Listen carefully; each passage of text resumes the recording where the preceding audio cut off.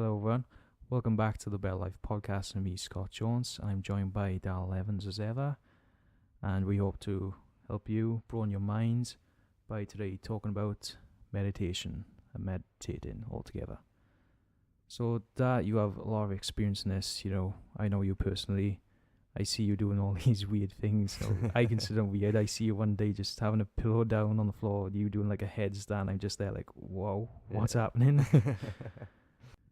Yeah, that's actually yoga. That is, so it's not quite the same thing, although they are, very much intertwined. I use them both together. Um, Meditating is often thought of as sitting in a room, crossing your legs, and having your little fingers up, going Yeah. I actually said to a friend of mine the other day, just relax tonight now and do some meditating, and he said, I can't cross my legs like that. So it's just you haven't got to be obviously in that situation. Meditating is um, being free from thinking. That is all meditating is. So when you daydreaming, you are actually meditating. When you are just lost in your own thoughts, you are actually meditating. That's what meditating is being in the now and just like not having thoughts. Just letting it all kind of just flow. I like to do it when I go out on a bike and it's lovely weather. I'll get my little backpack on or whatever, and a couple of drinks in there, and I'll go up on the lane, up on the mountain, and I'll just have a little pedal. And while I'm pedaling, I like to drift off and to meditate and to forget basically when I'm driving, and just to feel the wind in your hair. I got no hair like but just to feel the earth blowing against you, and you just at one with the nowness, and that is meditating. So actually anyone can meditate. In fact, everyone does it all the time without even realizing they're meditating. Yeah, I actually used to do the legs crossed, fingers kind Yeah. of back like a couple of years ago just to chill out and stuff, but it didn't really work for me. But then, if daydream is consisting of meditation as well, that has always worked for me. Yeah.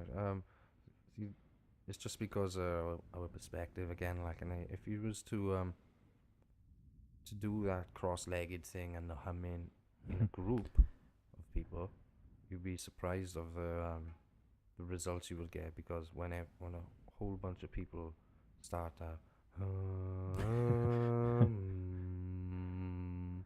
they start doing it all together, like it becomes very amplified, and it literally can like shake your insides. Like it's actually a very powerful thing to witness and to hear, like, and to take part in as well. Is that like, can you feed That's off the energy as well and off others doing it in a Yeah, group? yeah, yeah, of course. That technique is like a chanting technique, and you do it to amplify everyone's energies and to feed off it. It's like the Tibetan singing bowls as well is very similar, where they rub the bowls and you chant along with it, and all of that sort of thing is to higher vibrations and all of that sort of stuff. You said as well, you do it like on your bike and driving. No, not driving a car, no, but driving on my bike, yeah, on my little bicycle, like, and All right. while I'm safe, like, and it's Yeah, I was just gonna say, isn't that a bit dangerous to do? yeah, obviously not when you're driving a car or anything, but when Yeah, you're out on a bike or whatever, and you know, what I mean is you drift off from reality, and you just forget that all of your problems and all of the things that you got to sort out when you get home, and you just live in the nowness. Even if it's just for a couple of seconds, that is meditating. That is being at one. That is connecting to source energy. the yoga as well. I didn't really believe there was like kind of meditation. I thought there was a bit more like exercise kind of thing because you see all these people doing all this fitness stuff. Internet, telly adverts, all that stuff. Get in shape, do this, do yoga. But it's actually meditation then. Yeah, it's stretching the body to stretch the mind. Um, our mind and our body and our soul are the same thing when you consider that everything is energy. We are all energy. So when I stretch my mind, I actually stretch my body and my soul. When I stretch my body, I stretch my mind and my soul. And when I stretch my soul, I stretch my mind and my body. And exercising through yoga is stretching your body, so therefore stretching your mind and your soul. It starts off with doing like little things, breathing right. That's what it's all about, is breathing right. If you doing yoga and you're not breathing, then you're not doing yoga. You have to get into the position, do a stretch or whatever, but breathe through it. You constantly have to breathe.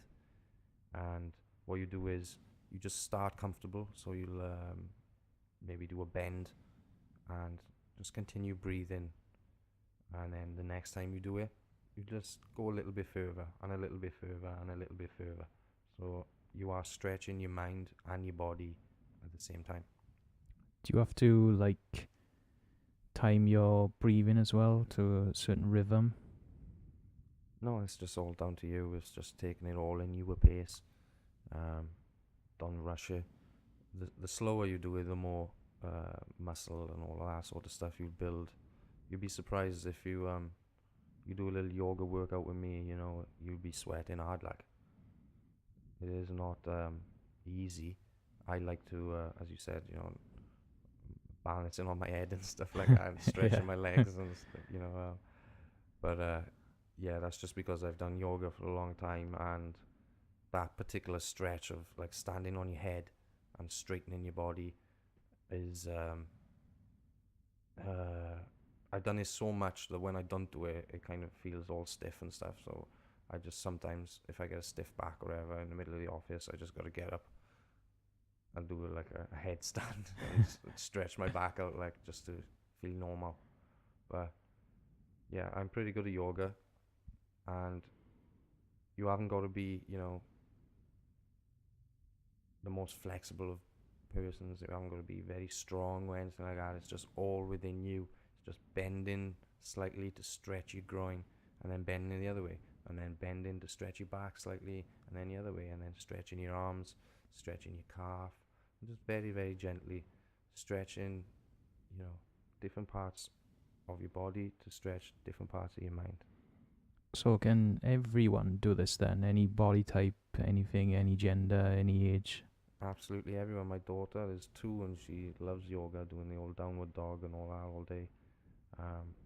Absolutely everyone can do it. It's very simple. You don't need nothing complicated. You can just, a cushion if you're getting, balancing on your head and stuff. But most of the moves are very, simple and just involve a little bit of space that you're just bending over, breathing in and out. We're listening to some relaxing music, and then relaxing for a couple of minutes afterwards. It's very simple to find the information out.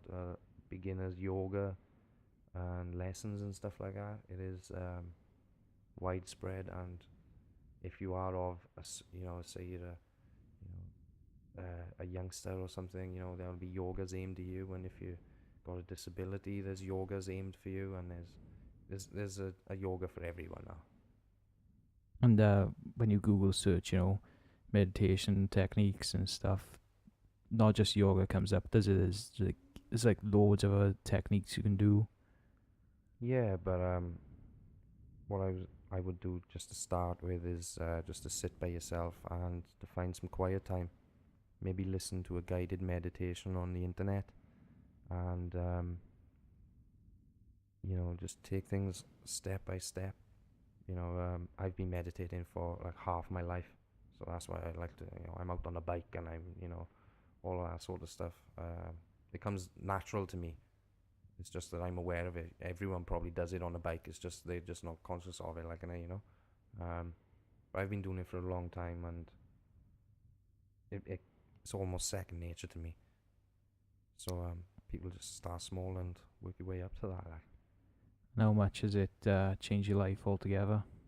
Meditating, as I said, everyone does it every day. It's just they don't realize it doesn't change your life. It's just that you realize you've been doing it all your life. It's it doesn't change your life. It's just you become aware of it. Why don't people notice that they do it? We just we're too busy probably, or we just haven't discovered it yet. Haven't been asked the right questions. Just Yeah, I mean, it's the perception of meditation, and you're all sitting there with your legs crossed going on and all that. No one ever does that, so no one ever thinks that they meditate. But just daydreaming in a bus stop is meditating. So it's just a matter of people zoning out. Then is it? yeah, and just becoming at one with the nowness. That is it, living in the now. Do you find it better to do meditation in nature in the wild? Yeah, I do personally, but everyone will have their own little techniques. I find the Earth is alive, and it's got an electromagnetic field, and it's got all sorts of other wavelengths and energies. And when you go out and you be at one with nature, you do truly feel very small, but very connected. So it's vast. That's the word. Is vast. You feel very small, but you feel very connected to the bigness. Is doing it out in nature more beneficial then to you? To me, definitely, and it probably is for everyone, as I said, because you've got that heightened feelings and that heightened connection with the planet. All right, well, thank you very much for joining me today. It's been great. I hope everyone else can find out their technique of meditating themselves and maybe try yoga after listening to this. Yeah, definitely try that yoga, because it's not difficult, and you just take little small steps, and then before you know it, you'll be balancing on your head in the office as well. And anyone can do it, like you said. You love that, don't you, the head in the office. Right, thank you very much for joining me and broadening our minds yet again today, Don. Thank you. Thank you very much for listening. Hope you enjoyed. Take care. Bye-bye. Bye.